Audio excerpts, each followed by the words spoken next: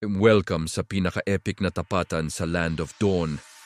Nandito ang ating silver-haired elf queen na si Mia, handang-handa na sa bakbakan. Pero teka, heto na ang pambato ng tutorial.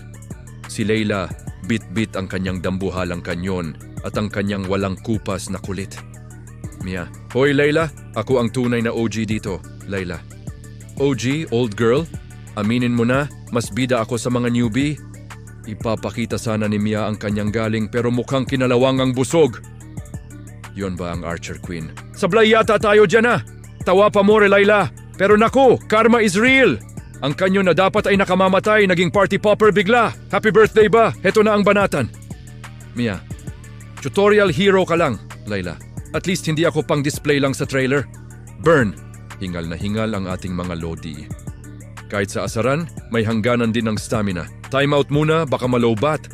Victory para sa lahat.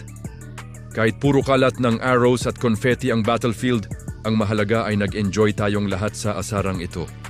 Sino ang pambato nyo? I-comment na yan. Huwag kalimutang i-like at i-subscribe para sa mas marami pang ML Comedy Clips.